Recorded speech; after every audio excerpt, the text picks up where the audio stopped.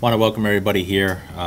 This is going to be our command center throughout the course of Hurricane Irene.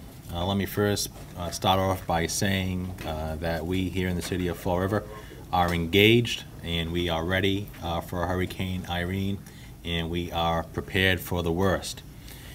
The forecast I have looked at, the models I have looked at, the satellite imagery I have looked at shows the first band of rain coming into southeastern Massachusetts sometime Saturday evening to Saturday night. At that time, Hurricane Irene's intensity will be touching down here in the city of Fall River sometime Sunday afternoon into Monday morning. What that means here for Fall River is that expect anywhere between a Category 1 to a Category 2 hurricane, which will produce winds between 75 miles an hour and 115 miles per hour here in the city of Fall River. Rain total will be anywhere between 6 and 12 inches, and we are ready for this storm. The command center will be going 24 hours starting at 8 a.m. on Sunday, and shelters in the city of Fall River will be opening up at 10 a.m. on Sunday. 2 shelters will be established. The first shelter will be at the Durfee High School in the city's north end on Ellsbury Street, and the second shelter will be at Luterno Elementary School on Anthony Street. At this time, we're asking residents to be prepared. What does that mean? We're asking all residents to have on hand water, non-perishable foods, also to have their cell phones fully charged, and we're asking them during the storm to stay indoors. We're taking the storm seriously, and we are fully prepared here at the city level. At the shelters, those who intend to use them, we ask that they bring their medications with them. They bring with them any medical cards or eyeglasses they may need, any identification cards, or any sanitation items. Also, I remind residents one of the things that we are preparing for with this storm are power outages. Therefore, to prepare accordingly. We have been in contact with National Grid. We've also been in contact with Verizon and Comcast. They will be taking our calls as needed, and they will be ready to respond as needed.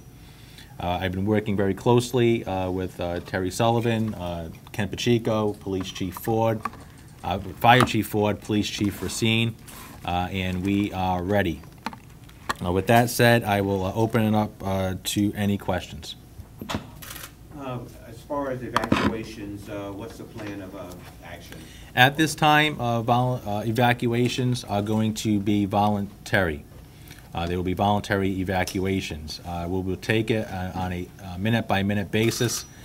City of Fall River does have is a coastal community, especially in the south end along Atlantic Boulevard. We're watching that area very closely, and those who want to evacuate can go to either one of the shelters.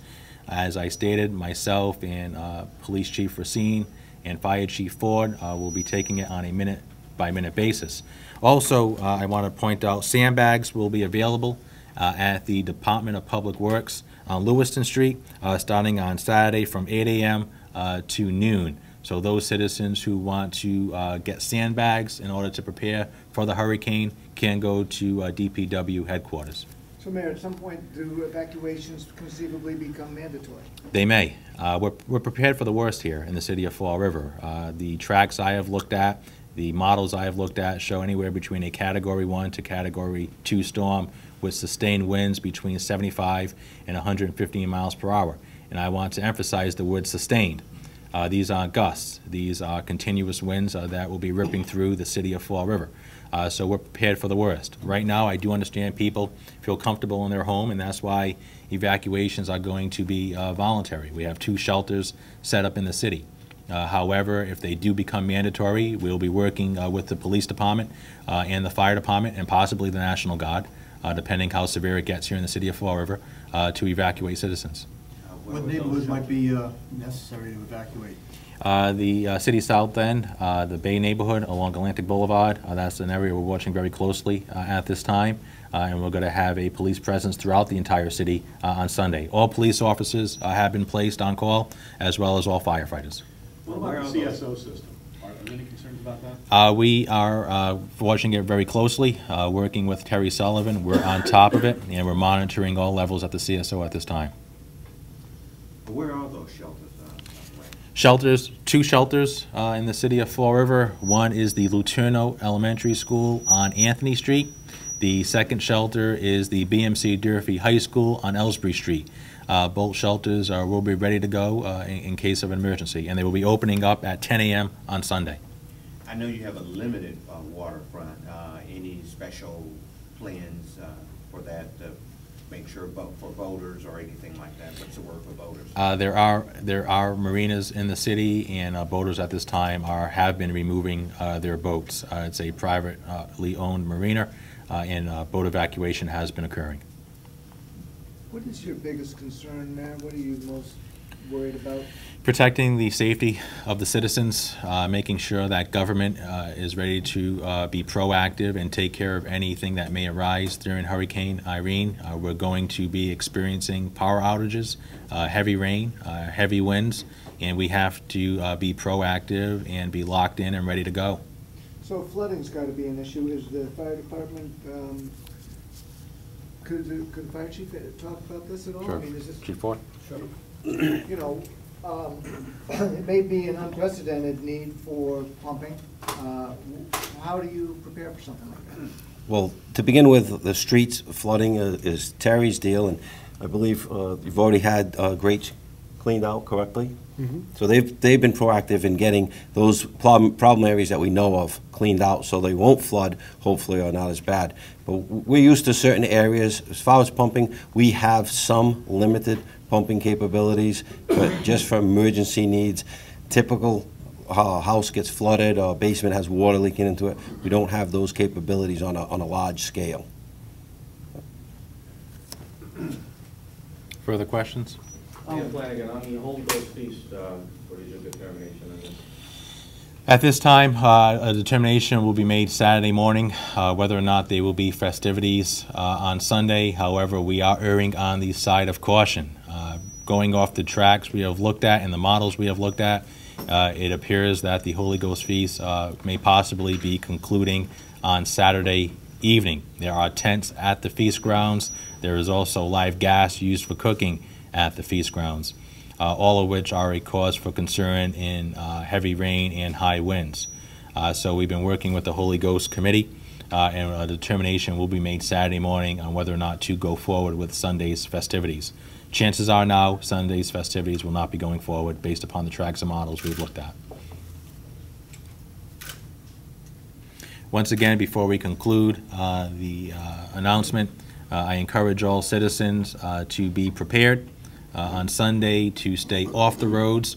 In case of an emergency, citizens are encouraged to dial 911. For all non-emergency issues, they are to dial 508-324-2600. I also encourage all citizens to continuously watch the local media and stay up to date on what's going on, but also be prepared. Michael? As far as your hospitals, any special measures taken at the hospitals? I've been in contact with both Charlton Memorial Hospital as well as St. Anne's Hospital. They have been engaged with me throughout this process. Charlton and St. Anne's are prepared for the worst, and they are ready to respond if needed. Are they moving patients out of the hospital as any kind of precautionary measures? I can't speak for the hospitals regarding their measures at this time. However, their safety personnel have been present in my office and during conversations, and they are ready. And, you know, with this, you have problems with the CSO and the sewer system, even on a large rainstorm. This is expected to be much greater. Anything that you're suggesting that residents do, or anything extraordinary that you're doing to be able to handle this level of probable flooding? If this amount of rain comes, there will be street flooding. What residents can do to help prior to the storm is any catch basins in front or near their house. If there's leaves, trash, or debris on top, please clean it off. A lot of the flooding calls are simply the water not being able to get to the catch basins. However, if it is 6 to 10 inches of rain, the normal spots that flood and get overloaded will flood.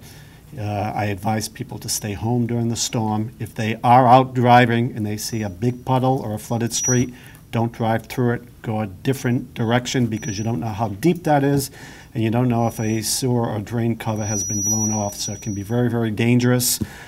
Stay off the streets, and we'll have crews out through Sunday. But if the rain's coming down at an inch a half hour, there's going to be flooding, and there's not much we can immediately do, but we'll have crews out doing the best that we can to keep up. When do you think, when are you anticipating things will start to dissipate and slow down? The models I've looked at, Michael, show the first band of rain coming in Saturday afternoon to Saturday evening. Hurricane Irene touching down sometime Sunday morning to afternoon, with its intensity being the greatest between the Sunday afternoon and Sunday evening hours, going all the way until Monday morning. We do believe that the storm will be past us sometime Monday morning to Monday afternoon. At this time, as I stated earlier, we're ready. We've been engaged, and we'll be active throughout the storm. How do you think you're going to pay for all this police overtime and things like this? How is that going to pay for? Right now, our main objective is public safety. We'll focus on cost after the storm passes. So our total focus has been on ensuring the public safety and making sure that we're prepared. Right now, it's being prepared, and then we'll focus in on the cost. Has there been any contact from Governor Patrick's office? We have. We've been engaged in several discussions with MEMA and the governor's office. The governor's office has declared a state of emergency for this weekend. I also will be declaring a state of emergency this weekend, and whatever measure we have to utilize to protect the public safety, you bet we're going to do it. Are you making any provisions for if they have to close the Braga Bridge? That's a state project, and we've been in contact with DOT. At this time, there are no plans to close any entrances or exits to the city of Fall River. If you took the bridge on your way over here from Providence, you've noticed that they've taken all of the scaffolding down on the bridge. At this time, there are no decisions being made to prevent any exit or entrance into the city. I'm just thinking if the wind reaches a certain level, they are obliged to close the bridge. And then if you've got people backed up, like right now it's backed up to 24 going westbound. Mm-hmm. Will there be, I mean, does that then pose a problem for traffic in the city if a lot of people are not stuck, not able to go over the bridge? If traffic has to be diverted, it will be. At this time, all traffic patterns remain as normal. There is also the possibility of opening up early the Veterans Memorial Bridge, which is was supposed to be opening on September 11th. So we'll have entrances and exits into the city if we have to, but as of now, all traffic patterns remain as is. Are you prepared to ask businesses to close or shut down early just in case this weekend? At this time, it's on a voluntary basis. However, as we continue to watch the storm, we'll then make a determination what steps we have to take at the government level to protect the public safety. Michael? How will you decide to order an evacuation? What's the best method that people, quickest method that people will know that you've issued that? There'll be several ways of doing it. Worst case scenario, we have an opportunity to use a reverse call through public safety. That is also with the Sheriff's Office, and I see a representative from the Sheriff's Office here. That's worst case scenario. At this time, we're going to use traditional forms such as local radio stations, local newspaper, local television, also those who want to use the internet, forma.org. They can also dial for non-emergency purposes 508-324-2600. So no matter what we have to do in order to get contact to people, we're going to do it, and we have the capabilities made to us in order to do it. So so both your office at that last number and the fire department are gonna be manned around the clock? All calls will be routed to Command Central, which is here. Do you have the manpower to, if you have to go door to door, bull horn, telling people it's time to get out of your house?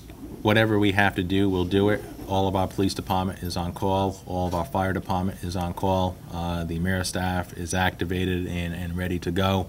And if we have to call in any outside forces from the state or federal level, we'll be sure to do it. I want to thank you all for attending, and thank you for help getting the message out. Thank you.